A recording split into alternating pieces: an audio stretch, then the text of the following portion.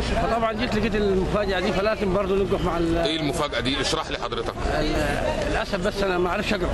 دي الجبهه الوطنيه لانقاذ سيناء. انت شايف ان سيناء بتضيع علشان انت كده جاي تنقذها؟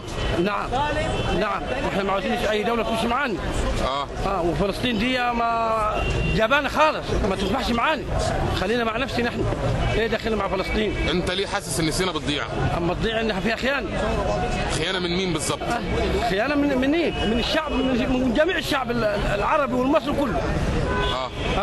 فاحنا عاوزين نبقى في يد واحده مع بعضين. كانك من رئيسك اهم حاجه. تمام. فانت دلوقتي حضرتك شايف الحل في ايه؟ يعني شايف ازاي سيناء ما تضيعش؟ لما يكون الحل، لما يكون سيناء ما تضيعش، لما يكون ماسكين يد واحده مع بعضينا ونبقى في يد واحده برضه عشان مصر وحلاوه مصر وشبابها العظيم، يبقى الكلام ماشي 100 لكن لا، جماعه بنشقه والناس ثانيه بنشقه، ما ينفعش.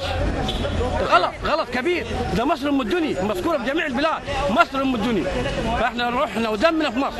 انت عمرك رحت سيناء قبل كده؟ لا، ما رحتش سيناء قبل كده. بس تسمع عنها بس؟ اسمع بيها بس. تسمع عنها ايه بقى؟ اسمع بيها طبعا، يعني واقفه بالحدود ومشتهره. طبعا جاد دلوقتي لما اتقلبت الايه ثاني من حق كلنا نروح معها.